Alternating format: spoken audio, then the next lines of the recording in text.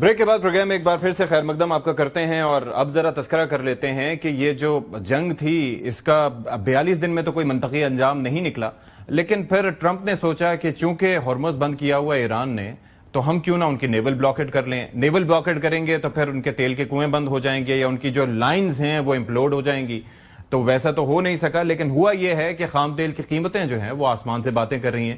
یہ بات اپنی جگہ ہے کہ امریکہ کے پاس اپنے بھی ذخائر موجود ہیں اور ان کا ابھی پچھلے ہفتے یہ فگرز آئے تھے کہ 5.2 ملین بیرلز پر ڈے کے حساب سے وہ فروخت بھی کر رہے ہیں اور سب کو رستہ بھی دکھا رہے تھے. لیکن اس کے باوجود جو چیزیں ہیں وہ اب کنٹرول سے باہر ہوتی جا رہی ہیں، نہ صرف یہ کہ امریکہ میں بلکہ اس سے ہٹ کے بھی. اب ذرا CNN کی جانب سے میں بتانا چاہوں گا کہ وہ رپورٹ کر رہے ہیں کہ oil briefly touches $126، its highest price in 4 years، یعنی کہ 4 سال میں $126 کو چھو گیا ہے. اور اسی طریقے سے رائٹرز کی جانب سے بھی یہ بتایا گیا ہے کہ جی 4 سال کا ریکارڈ توڑ گئی ہے خام تیل کی قیمت. لیکن اگر ہم اس پہ ڈونلڈ ٹرمپ کی بات کرتے ہیں، وہ کہتے ہیں کہ جی مجھ پہ تو کوئی دباؤ نہیں ہے. کیا فرمایا تھا انہوں نے آج سے 5-6 دن پہلے، وہ ذرا آپ کو دکھاتے ہیں. I don't want to rush myself, because every story says, oh, Trump is under time pressure. I'm not, no. You know who's under time pressure? They are.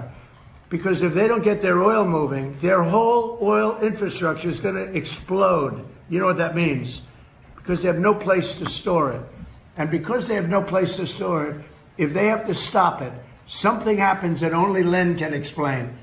Something happens underground that essentially renders it in very poor shape, and you never recover fully. You can recover 50-60%, but you can never have it like it is right now. And they have a matter of days before that event takes place. So I'm not under any pressure whatsoever. سر میں یہاں پہ تھوڑا سا آپ کو رکوں گا، مجھے پتا story ظاہر اس کو آگے لے کے بڑھیں گے.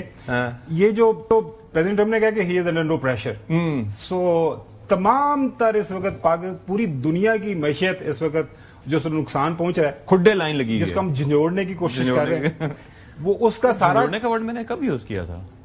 آپ کو یاد کرواتا ہوں، پروگرام جب دیکھیے گا یاد سے، میں آج ریپیٹ. اچھا، اس میں یہ ہے کہ اس کا تمام تر جو ہے جسے کہتے ہیں اونس، اس کا وزن جو ہے وہ پڑتا ہے ڈیموکریٹس کے اوپر.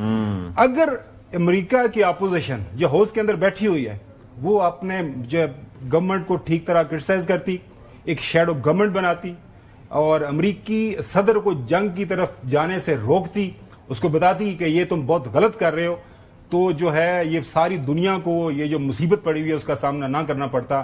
پاکستان کے اندر تو پولیٹیکل پارٹی پتہ نہیں اپوزیشن کے اندر کون ہے، کیونکہ آج زئی صاحب ہے ان کے پاس ایک آدھ پارٹی ہے، لیکن ٹرمپ کو تو کہا گیا، میں اگر بات کر لوں ٹرمپ کو یہ کہا گیا کہ میں بات اگر پوری کر لوں تو بات پورے پروگرام میں صرف اگر آپ نے بات کر دی تو کرتے رہے.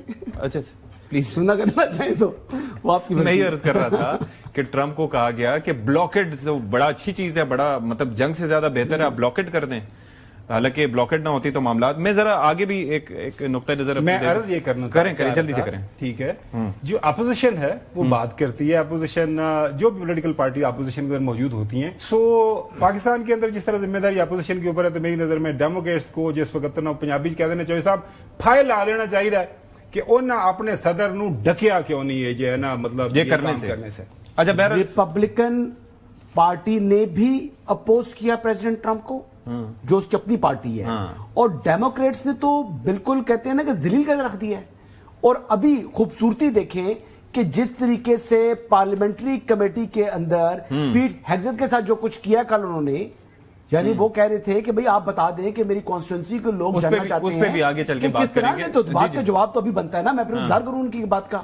ٹھیک ہے، نہیں وہ جواب لے لیں گے آپ سے. وہ تو رول پلے کرتا ہے کہیں پر بھی اکراس. 2 دفعہ امریکن پارلیمان کے اندر ان کی جو ہاؤس آف ریپرزینٹیٹوز اینڈ سینٹ کے اندر جو پیش ہوا یہ بل وار کا کہ یہ جنگ غلط ہے، جنگ نہیں ہونی چاہیے، ریپبلکنز نے ان بلاک جو ہے جنگ کے حق میں فیصلہ دیا کہ یہ جنگ جاری رہنی چاہیے. لیکن اس سے ہٹ کے ٹرمپ نے ایک اور چیز بھی شروع کی تھی کہ جی اس کو میں جنگ قرار ہی نہیں دیتا، I call it a military operation. So اس سے توجیہات چینج ہو جاتی ہیں. بہرحال اس اسٹوری پہ اگر میں تھوڑا سا ایکسپلین فردر کروں، ٹرمپ نے کچھ اور باتیں بھی کی ہیں بڑی مضحکہ خیز. اس نے کہا کہ جی اگر تیل کو جمع نہ کیا گیا تو جی پائپ لائن، یعنی کہ وہ سمجھتے تھے جو ان کو مشورے دینے والے تھے، یہ مشیر بھی بڑا امپورٹنٹ رول پلے کرتے ہیں کسی کو گرانے یا اٹھانے میں. ٹرمپ خود بھی ویسے اس معاملے پہ کافی مہارت رکھتے ہیں، لیکن انہیں کہا گیا کہ جی یہ بند کر دیں گے تو سارا مسائل حل ہو جائیں گے. اب کیا فرماتے ہیں، یہ 29 اپریل کا ان کا بیان ہے، سنیں ذرا. When you have, lines of vast amounts of oil pouring through your system, if for any reason that line is closed because you can't continue to put it into containers or ships, which has happened to them, they have no ships because of the blockade. What happens is that line explodes from within, mechanically and in the earth. If something happens where it just explodes, and they say they only have about 3 days left before that happens. اچھا، ایک تو Trump صاحب کی اپنی سمجھ اور دوسرا ان کو مشورے دینے والے. سو ان کے جو اس طرح کے بیانات ہیں ان کی وجہ یہی ہے کہ کس طرح کی فیصلہ سازی وہاں پر ہو رہی ہے. تو اب انہوں نے اس کا حل بھی بتایا کہ بندش تو بہترین طریقہ ہے، لیکن آگے کیا کر سکتا ہے ایران، یہ ذرا سنیے. How long are you prepared to maintain the blockade? Could that go several more months?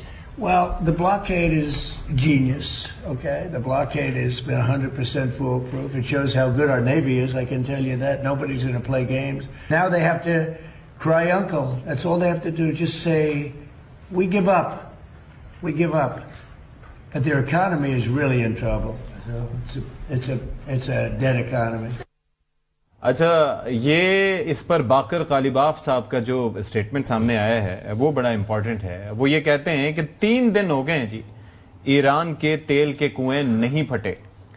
اچھا، اسکاٹ بیسنٹ کی ناکہ بندی تھیوری نے اور کچھ تو نہیں کیا، تیل کی قیمت $120 فی بیرل تک پہنچا دی، جس کی اگلی منزل $140 فی بیرل ہے. تو جناب اب اس بات سے آپ اندازہ کر سکتے ہیں کہ یہ معاملات کہاں تک جا رہے ہیں.